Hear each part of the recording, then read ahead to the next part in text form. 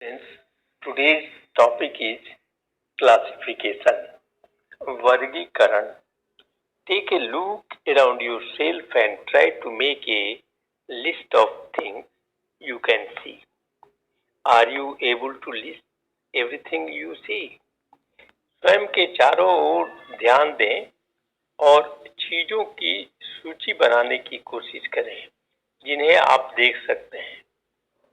प्रत्येक चीज जिसे आप देखते हैं, क्या आप सूची बनाने में सक्षम हैं?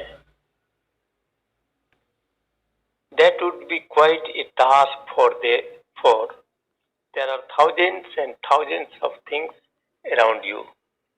आपके चारों ओर हजारों हजारों चीजें हैं. उनकी सूची तैयार करना बिल्कुल एक भार सौंपना होगा. Some of these things may be living while some of them may be non-living. इनमें से कुछ चीजें सजीव हो सकती हैं जबकि उनमें से कुछ चीजें निर्जीव हो सकती हैं. They may be of different shapes, sizes and colors. वे विभिन्न आकृति, आकार और रंगों के हो सकते हैं. They may be made of same or different materials. वे समान या विभिन्न पदार्थों के बने हो सकते हैं. There are even certain things that exist but you cannot see, such as air and microscopic germs. तब भी कुछ चीजें जो अस्तित्व में हैं लेकिन आप नहीं देख सकते, जैसे कि हवा और सूक्ष्मदर्शी कीड़े. In what ways are the things you see different from each other? किस तरीके से चीजें आप देखते हैं एक दूसरे से भिन्न है? किस तरीके से वे असमान हैं? In what ways are they alike? Can you group things together according to certain properties? क्या आप निश्चित गुणों के अनुसार एक साथ चीजों का समूह बना सकते हैं? Activity 1. Observation and inference. अवलोकन और निष्कर्ष.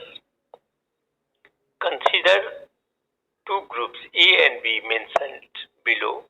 How are things in group A different from those in group B? यहाँ पर दो ग्रुप दिए गए हैं A और B नीचे, और उसमें देखना है कि ग्रुप A की वस्तु चीजें जो है उन ग्रुप B की वस्तुओं से कैसे अलग हैं. जैसे ग्रुप ए में है ह्यूमन है, नीम ट्री है, पी प्लांट है, डक है, कॉकरोच है, जबकि ग्रुप बी में पेन है, सेलफोन है, सेलफोन, वॉच है, बुक है, टेबल है. You will notice that group A has living things whereas group B has non-living things. आप देखेंगे कि ग्रुप ए में सजीव है जबकि ग्रुप बी में निर्जीव है. Grouping together things with similar properties is called classification. समान गुणों के साथ चीजों का एक साथ होना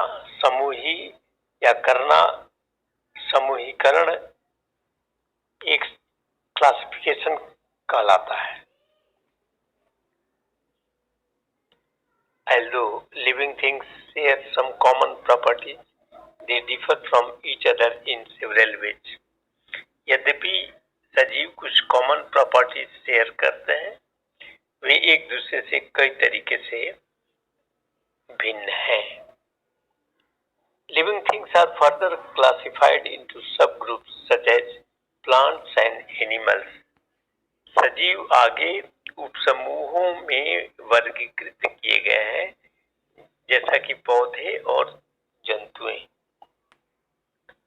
Each of these can be further classified based on certain properties. इनमें से प्रत्येक कुछ गुणों के आधार पर आधारित आगे भी वर्गीकृत किए जा सकते हैं. Animals can be classified into groups like insects, fish, amphibians, reptiles, birds and mammals. जंतुएं, कीड़े, मछली, उभयचर जीव, रेप्टाइल्स, पक्षी और स्तनधारी जैसे समूहों में वर्गीकृत किए जा सकते हैं। उदाहरण, for example, all insects have 6 legs, but each group differs from other groups in some ways. उदाहरण के लिए सभी कीड़ों को 6 legs हैं, लेकिन प्रत्येक समूह दूसरे समूह से कुछ तरीके में भिन्न है। एक्टिविटी 2 देखते हैं, ऑब्जर्वेशन एंड इन्फरेंस। अवलोकन और निष्कर्ष। Classify the following things as natural और ह्यूमन मेड। इन फिगर 4.3 में कुछ some natural and human made things दिए गए हैं, यानी इस फिगर में कुछ नेचुरल है और कुछ आदमी ने बनाया है। जैसे कि माउंटेन्स है, ट्रीज है, पूल है, ये नेचुरल है, प्रकृति में इनका निर्माण स्वयं हुआ है। लेकिन ये ब्रिज, पूल जो है, लैपटॉप है या जो कार है, इनको आदमी ने बनाया है। अब एक्टिविटी 3 में देखते हैं, point out the common properties in the following groups of things. ये नीचे जो ग्रुप दिए गए हैं, इनमें कुछ ऐसा गुण जो सब में शामिल है। ग्रुप सी में exercise book, pen, pencil, eraser, sharpener. Group D में पेट्रोल, केरोसिन, डीजल, कोल, गोबर गैस। ग्रुप सी में जितनी भी चीजें हैं वो बनाई गई हैं, और ये जो है ये नेचुरल है ग्रुप डी में। और classification is not confined to living things. सजीव आगे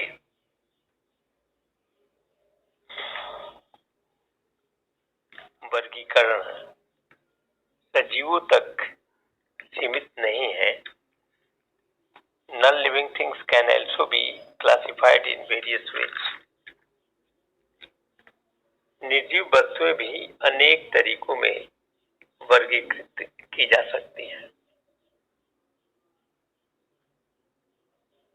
It can be done on the basis of what they are made of or how they are used and whether they are natural or human made. वे किससे बने हैं या कैसे वे इस्तेमाल किए जाते हैं, और या तो वे प्राकृतिक है या मानव निर्मित, के आधार पर ये वर्गीकृत किए जा सकते हैं। Materials such as wood, cotton and jute occur naturally. पदार्थ जैसे कि लकड़ी, रुई और जूट प्राकृतिक रूप से प्राप्त होते हैं। However, ceramic, plastic, glass and steel are human made. तब भी सिरेमिक, प्लास्टिक, ग्लास और स्टील मानव निर्मित है। You can see various examples of how classification is used to make our work easy at home and at school.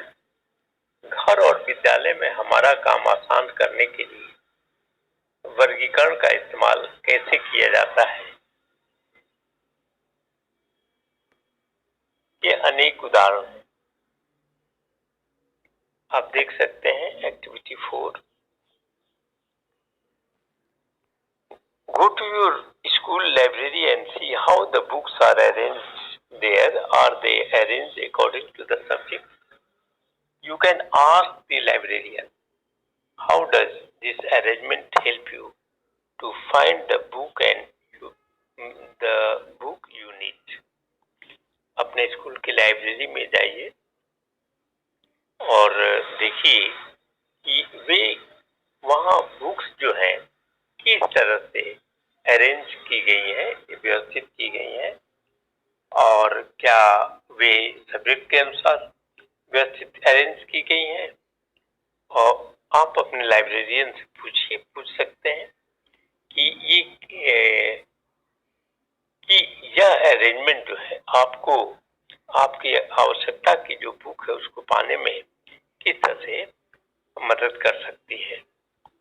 In the kitchen, all the utensils are kept together, so are all the spices.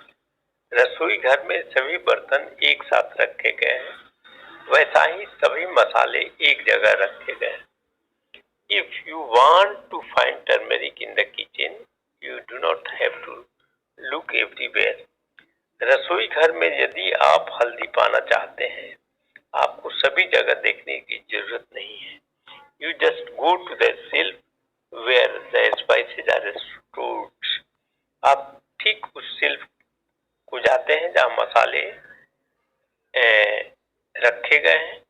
How do you think such a classification helps?